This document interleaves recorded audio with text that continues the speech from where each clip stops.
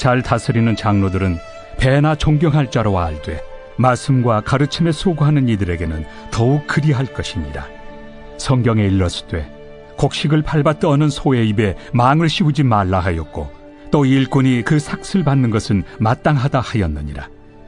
장로에 대한 고발은 두세 증인이 없으면 받지 말 것이요 범죄한 자들을 모든 사람 앞에서 꾸짖어 나머지 사람들로 두려워하게 하라. 하나님과 그리스도 예수와 택하심을 받은 천사들 앞에서 내가 엄히 명하노니 너는 편견이 없이 이것들을 지켜 아무 일도 불공평하게 하지 말며 아무에게나 경솔히 안수하지 말고 다른 사람의 죄에 간섭하지 말며 내 자신을 지켜 정결하게 하라. 이제부터는 물만 마시지 말고 내 위장과 자주 나는 병을 위하여는 포도주를 조금씩 쓰라. 어떤 사람들의 죄는 밝히 드러나 먼저 심판에 나아가고 어떤 사람들의 죄는 그 뒤를 따르나니 이와 같이 선행도 밝히 드러나고 그렇지 아니한 것도 숨길 수 없느니라.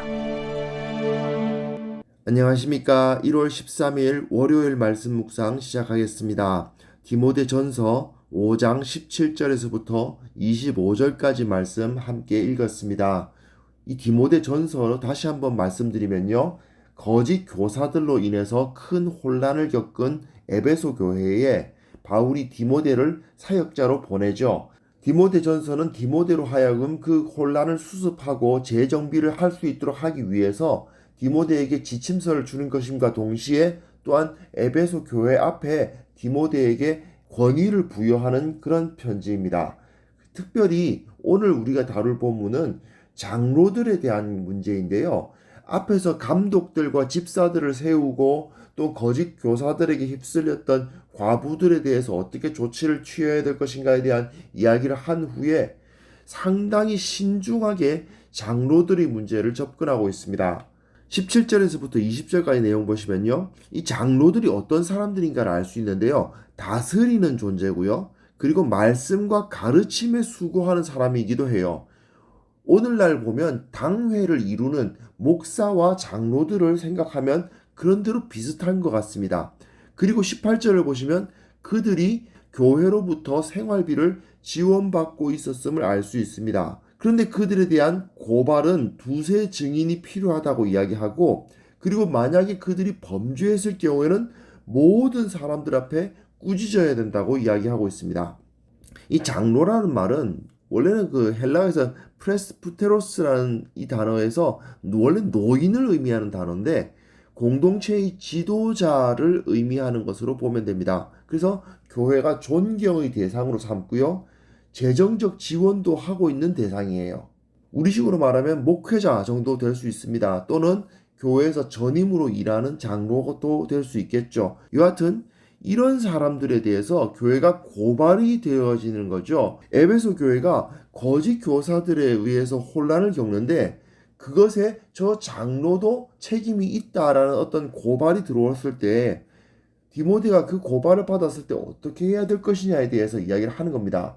근데 바울은 우선 두세 사람의 증인이 없으면 그 고발은 받지 말라고 이야기합니다. 거짓 교사들에 의해서 촉발된 교회의 혼란이 장로들이 책임이 있느냐 없느냐를 이야기할 때에는 아무리 교회에 문제가 있었다고 하더라도 그 문제에 대해서 장로들에 대해 함부로 비난하는 일이 있어서는 안 된다는 것입니다. 그러나 만약 그들이 범죄한 것이 명백하다고 할 경우에는 그것에 대해서는 분명하고 확실한 대처를 해야 된다는 것도 함께 언급을 하고 있어요.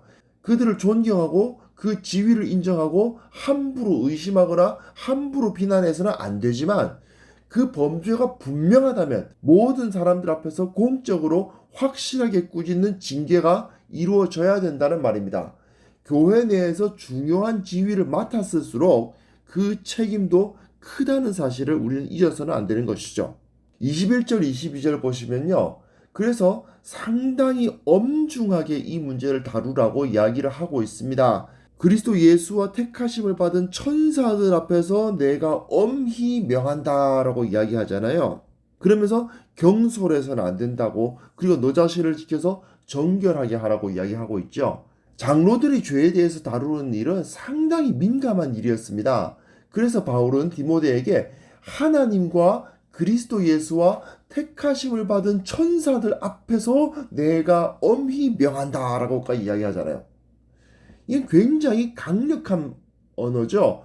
이런 표현까지 써가면서 이 일을 행할 때에 편견이나 불공평함이 절대로 있어서는 안 된다. 그 이야기를 해요. 그러면서 경솔히 안수하지 마라. 함부로 그 사람, 이 사람은 정말 장로 자격이 있어 라고 함부로 두둔하고 안수하면 안 된다는 거죠. 그리고 다른 사람의 죄에 간섭하지 마라. 함부로 비난해서는 안 된다는 의미로 해석이 가능합니다. 다른 사람이 이랬다더라 저랬다더라 하는 이야기에 귀가 솔깃해가지고 그 사람 그런 사람인데 이렇게 생각하면 안 된다는 거죠. 중요한 것은 그 가운데서 디모데는 철저히 중립적인 입장을 취해야만 합니다. 세상의 모든 문제가 다 그러하듯이요. 교회의 문제에 보면요. 단순히 교리적인 옳고 그름의 문제나 도덕적인 선악의 문제와 별도의 문제들이 정말 많이 있습니다. 인간관계 문제, 또 그때 그럴 수밖에 없었던 현실적인 상황, 등등 여러 가지 문제들이 얽혀 있는 경우가 많죠. 그런데 그 문제를 해결함에 있어서 한쪽 말만 듣고 함부로 두둔하거나 또는 함부로 비난하는 그런 행동을 해서는 안 되는 겁니다. 특별히 그 대상이 그 교회의 장로일 경우, 그 교회의 지도자일 경우는 더욱더 신중해야 되죠. 그 사람이 가지고 있는 큰 영향력을 생각해 볼 때 함부로 그렇게 생각하고 판단해서는 안 되는 것이었습니다. 23절부터 25절까지 보시면요. 23절은 좀 여담이라고 할 수 있어요. 물만 마시지 말고 포도주도 마셔라. 이 말을 왜 하느냐? 앞에서 정결해야 된다고 이야기하잖아요. 자기 자신을 지켜서 정결하게 하라고 당부를 했는데 그러면 디모데는 진짜 포도주는 입에도 대지도 못하나? 그런 의미는 아니라는 거죠.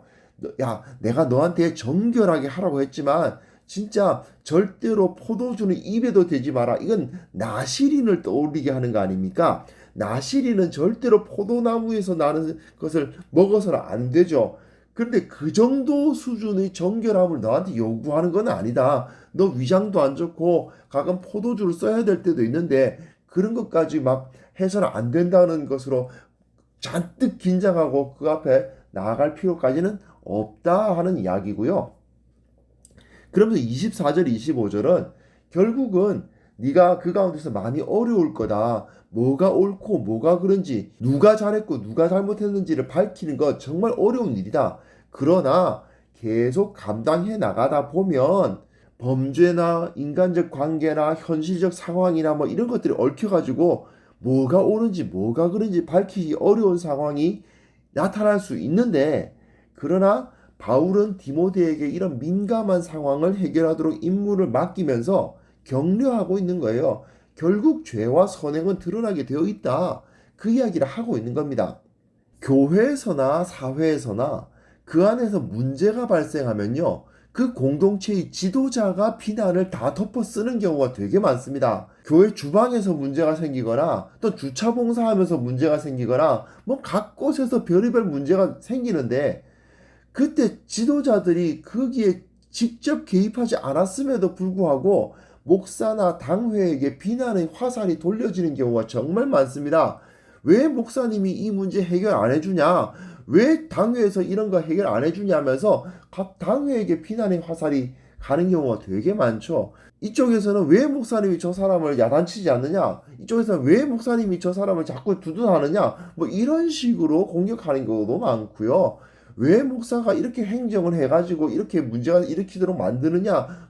또는 왜 저 사람들 안 가르치느냐? 이런 식으로까지 목사나 당회에게 비난의 화살이 돌려지는 거죠. 특히 교회의 재정으로서 생활비를 받는 입장에 있는 사람들, 목사나 사무실 간사나 또는 사무장이나 관리집사 이런 분들이 교회에서 분란이 나면요. 그들이 억울한 비난의 대상이 될 때가 정말 많습니다. 왜 이런 일이 벌어지느냐 하면요. 사실은 교회가 그들을 교회의 피고용인으로 여기는 심리를 갖고 있기 때문이에요.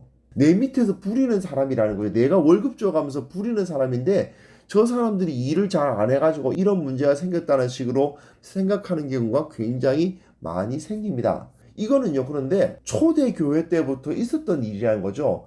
교회에서 생활비를 지원받는 장로들이 이런 억울한 비난에 노출될 수 있었음을 잘 알고 있었지 않습니까? 그러다 보니까 처음부터 그들을 배나 존경할 자로 알아야 된다.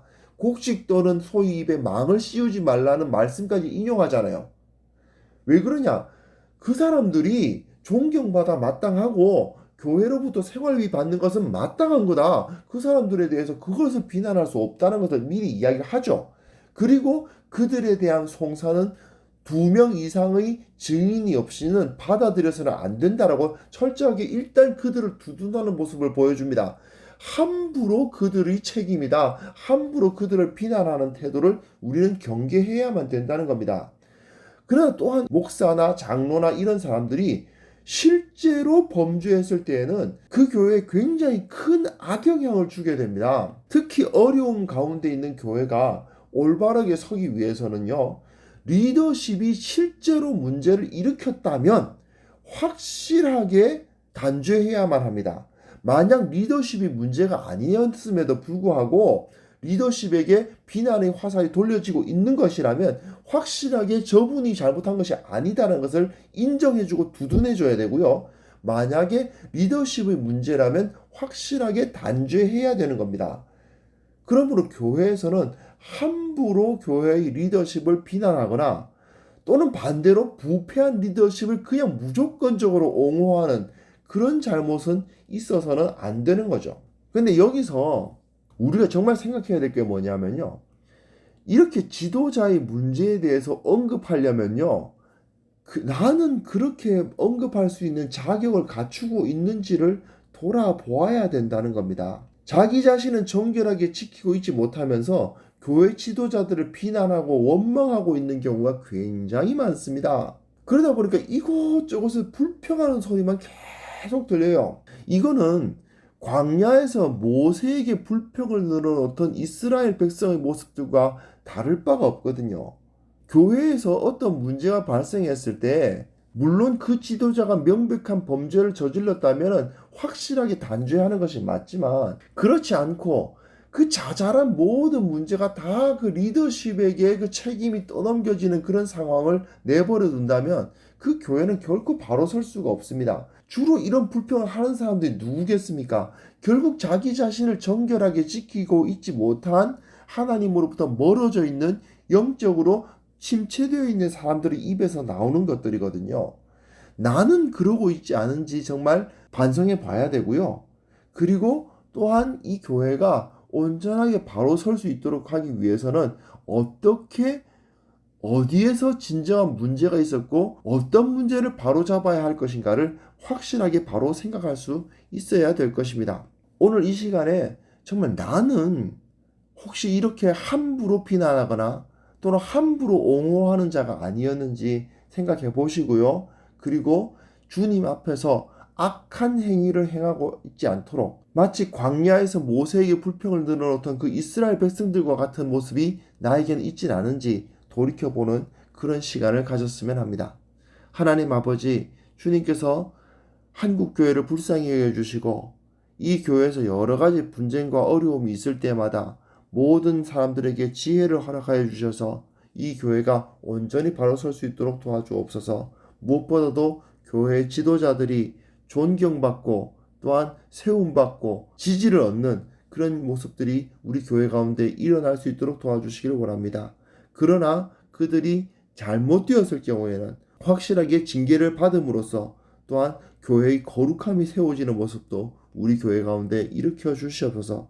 무엇보다도 우리의 마음을 지켜주시고 혹시 내가 쉽게 불평하고 쉽게 원망하는 자는 아닌지 또는 무조건적으로 옹호하는 어리석은 자는 아닌지 돌아볼 수 있도록 도와주시고 주님의 진리로 나의 마음을 밝혀 주옵소서. 오늘 하루 또한 이번 주 한 주를 주님께 의탁합니다. 주님께서 함께 하시고 이끌어 주시고 참된 평안과 참된 기쁨을 누리며 살아가는 우리 모두가 되게 하여 주옵소서. 예수님의 이름으로 기도합니다. 아멘.